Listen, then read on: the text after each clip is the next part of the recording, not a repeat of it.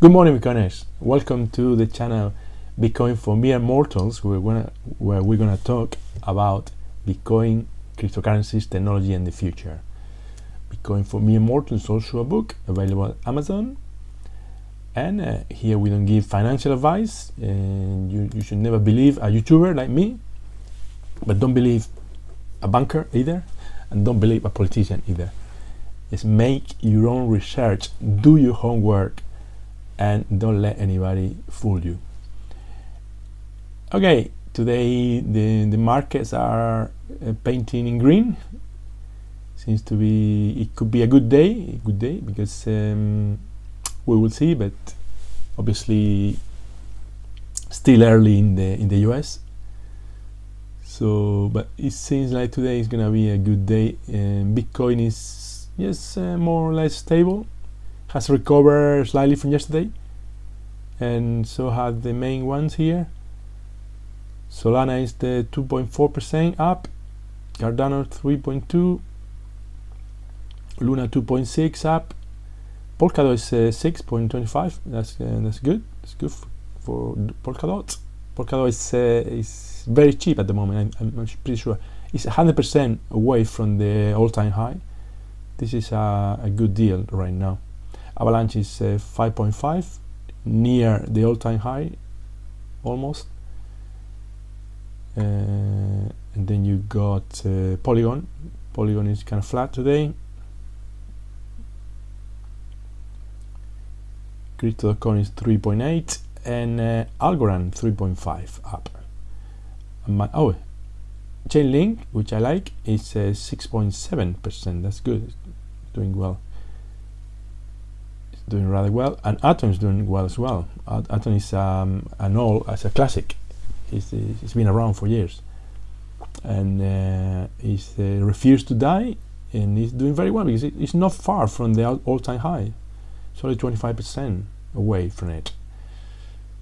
Phantom, which is my latest discovery, is doing very well today. Okay, this here we go. It's pretty much green, but it's still Sunday. Still, we won't see any big movements until this week. Maybe tomorrow, the day after, something like that. Okay, fear. Now we are in 29. Yesterday we were in extreme fear. Now we're in fear. Remember, when we're in extreme fear, is good time to buy. Anytime is a good time to buy, but extreme fear is better. Here's the another tweet from Plan B. Plan B, Bitcoin is being criticized for being slow this year and for being disappointing, right?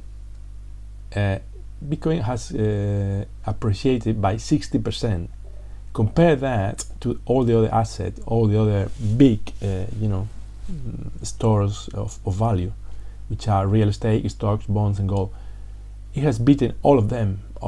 Real estate is up 35%, stocks are up 27%, bonds are negative, and gold is negative.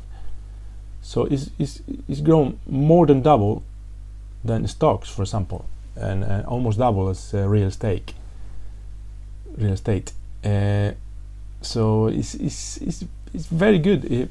Let's keep in mind that Bitcoin is already playing in the big league. It's playing in the league of store of value, which all the other altcoins are not. So the other altcoins have gone up higher in the last year, but they are not playing in the big league. So Bitcoin is already more stable and more taken into account by institutional investors, banks, and financial institutions. So that's a good thing. And this graph proves what I just said. You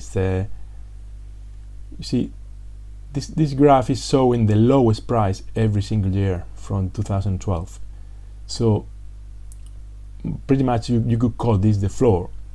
And every year there's one day in which the price drop a lot until the market says that's enough. Now we're gonna buy because this is already very, very cheap, and that price has been increasing every single year. But from 2020 to 2021, it has increased 5 times, from 4,000 to 25,000. So the confidence in Bitcoin is growing and growing, and this is making the asset very, very stable. People are not willing to sell for less than 25,000 in 2021, and in 2022 the floor, I'm pretty sure, is going to be way over 40,000. So this is a warranty for the future. Definitely, that's very, very good news for Bitcoin. This is a graph that is showing the year candle for every single year, right? I don't know if you're familiar with candles, but candles show you the lowest part of the candle in the body is the price at the beginning of the year.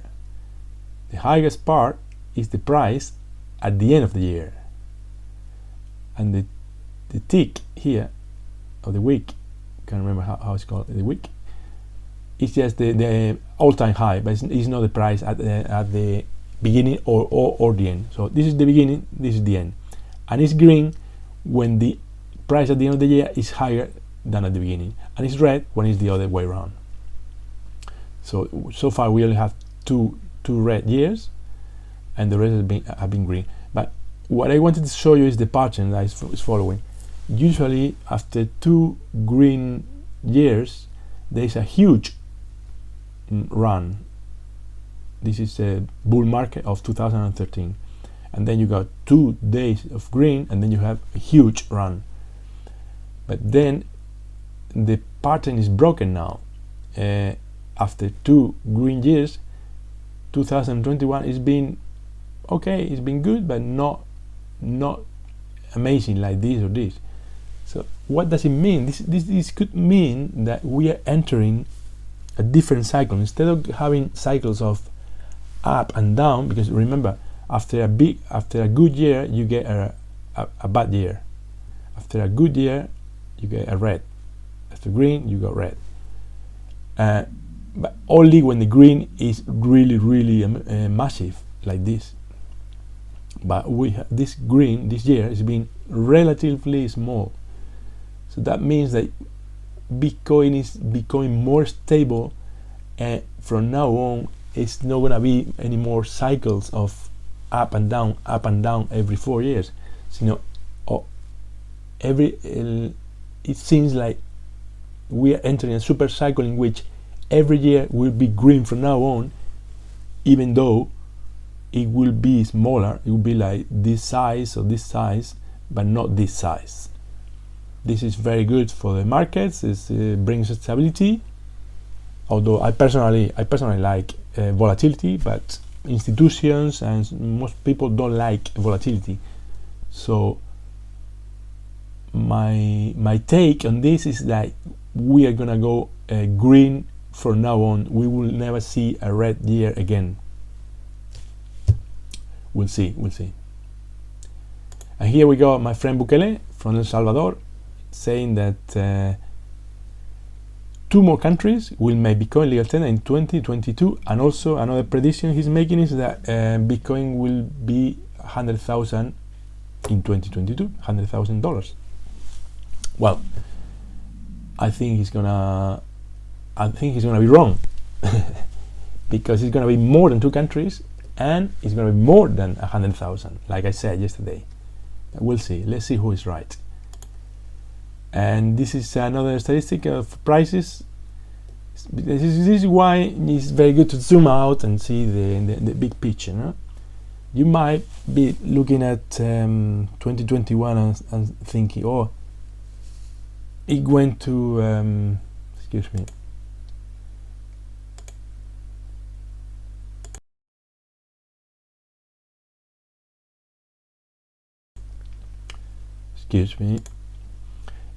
In 2021, you might think, oh, it went from 69,000 to 47. It's really not good. I'm disappointed. But zoom out and look at the years. Look at how it went from 2014 to 2016, and then 17, 18. Is like with the exception of a couple of years here and here, it's been going up by a lot. Like in 2021 was 29, from 7,000 went to 2947. What's gonna be the 1st of January in 2023? But clearly over 100,000. Clearly, I mean, you can see the pattern there.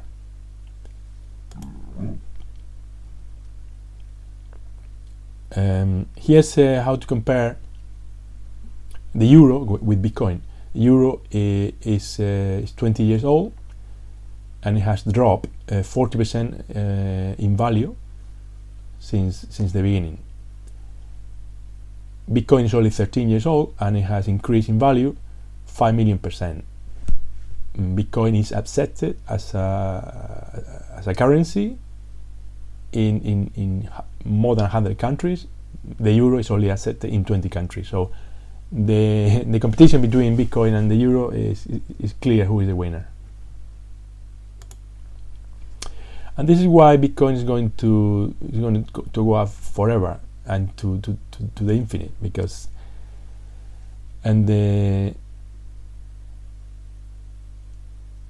this division, when you divide an infinite amount, which like fiat money, by very limited amount like Bitcoin, the result of this division is infinite. Because you cannot make any more Bitcoin. You are dividing money that is being printed like crazy by a trillion every month with money that is has a very, very limited supply. So the price will tend to, the value of fiat money tends to zero, the value of Bitcoin tends to infinite. And here is Willie Wall talking about whales. Contrary to popular belief, whales don't hold as much Bitcoin as we might think, at least relatively speaking, compared with past years. In 2012, whales own 54% of all Bitcoins, and this percentage went down all the way to 27% in 2021. This is good. This is good for the little shrimp like us, because it means that 63% is very well distributed between small players like you and me. And just to end for today, I got this quote from Henry Ford. It says, "When everything seems to be going against you, remember that the airplane takes off against the wind, not with it." So there you go. Thank you for watching. Remember to comment, subscribe, press the notification bell, and share. Thank you, and we'll see you tomorrow.